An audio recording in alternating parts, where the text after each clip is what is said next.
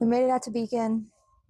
We're just waiting for everybody to get here. We are unloaded, ready to go. Hopefully we can get some good data tonight. But in the meantime, I want to show you something that I think is really neat. Uncle Danny had bought this book from Summit where you can kind of keep track of all your data. I can upload it into my app, and I started keeping track of things, trying to be better at it. But had a lot of wasted space, and there's a lot of things that I was changing around, so I decided to make my own. So here it is. So I've got where I can put the track, the date, if it's the Mustang or the Chevy, up to 7 runs, and all of the information that we really like to know. I've got a couple extra spots here, and then a place for notes so that I can write out the bigger changes. But I'm pretty excited to use my version tonight. Hopefully it'll help me keep track of things better.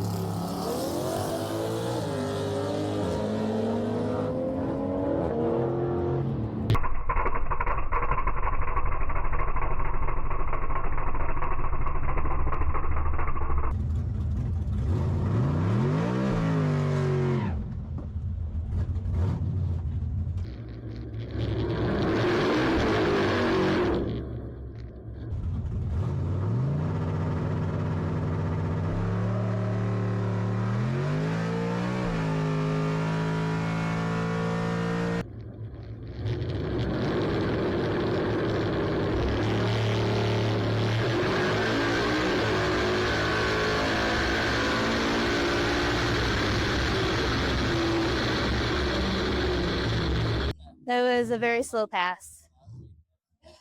I think we're going to try and loosen up the extension on the shocks even more. I don't think he's going to mess with the ramp. We've got the tires at 10 right now. Seems okay. We'll go back up and see how this change works. And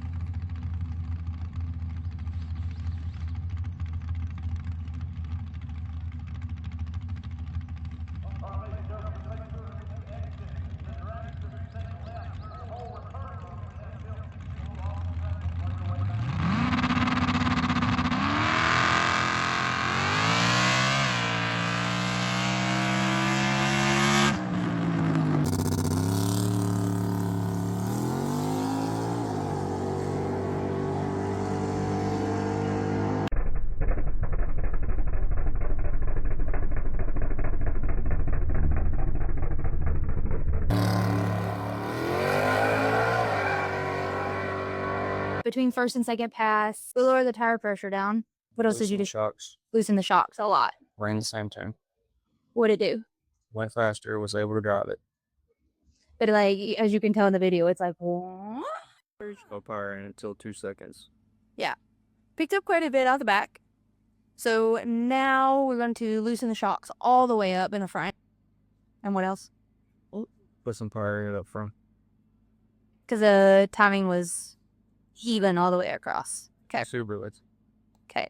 So let's put some power up front and see if I can drive it and pick up. Let's do it.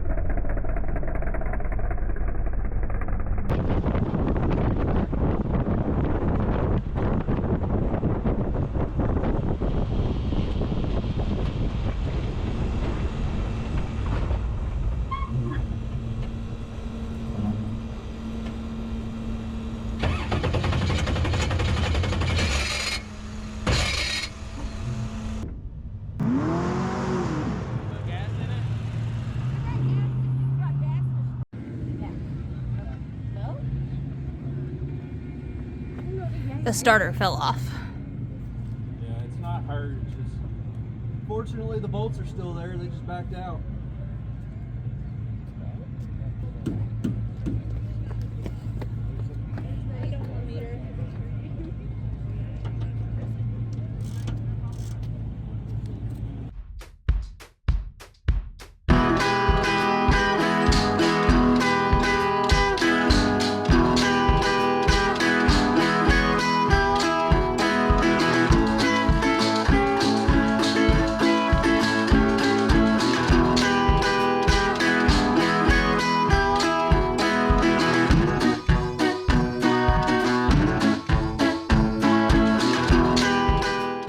So our 60 foot has been 2/10 slow, and we've been trying to figure out why.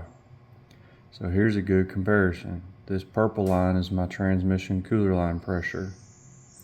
The red is the engine RPM. On a fast pass, the transmission pressure starts up here.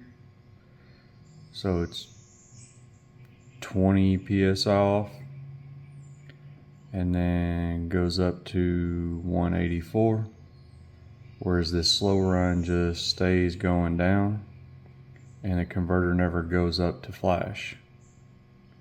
This is where our ET is getting lost in the 60 foot. So we need to figure out we need to figure out what is causing this. So you can see the yellow is the G meter. That is also slower on the slower run, and it's even causing the shift to happen 2/10 of a second later. So I believe this transmission cooler line data is pointing us at the direction we need to look. Guess what? We have metal in the transmission fluid. Now we have to investigate where that's coming from.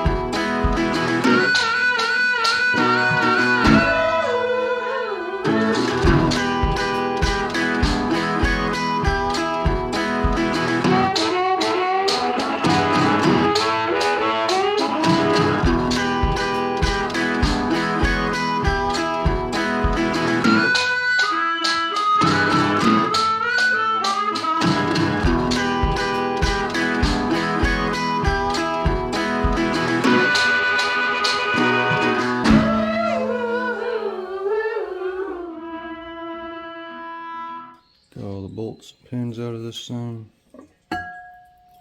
See what kind of magic it is.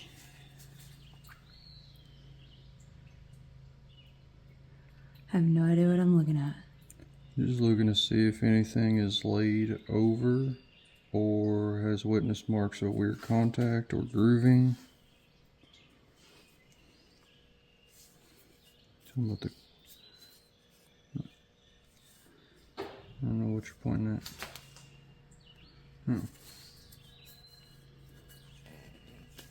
Looks like a rough spot, but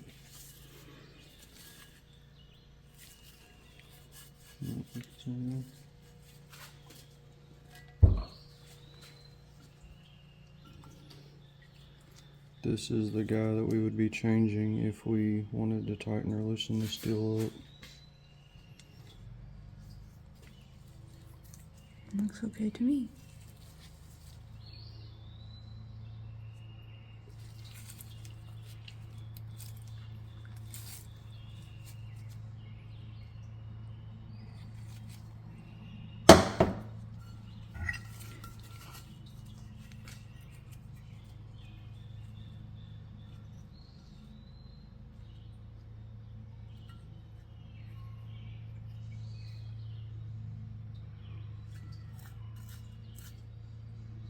All the fins in it are welded.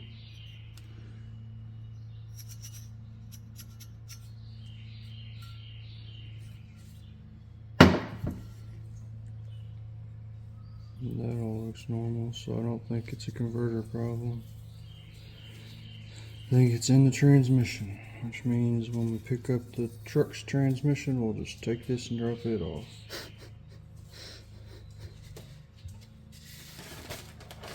Maybe this is why guys run stick shift. Can't think of another reason.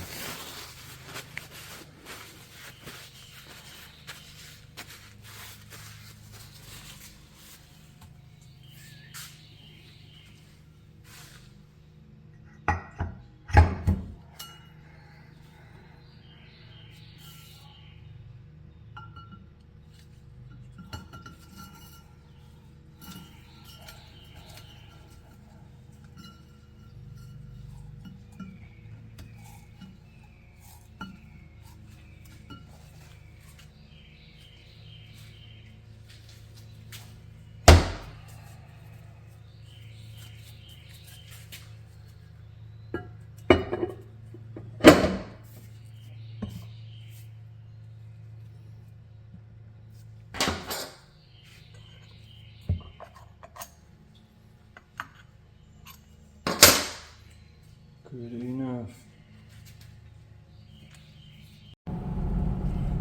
We are on our way to pick up the car transmission.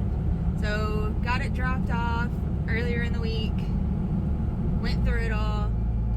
Everything looks okay. So, yeah, not sure why there's metal in it. Our goal or our plan now is get it back home, get it in, and then next time we're able to do testing to put the CO7s back on it and run the exact same pass, exact same like everything that we ran our fast pass on, and see if we can duplicate it. If we can't duplicate it, what does that mean? We have an issue somewhere. But if it duplicates it, that just means that Mickey Thompson tire is sticking that much harder and plugging the motor down. Okay. At least we got a game plan.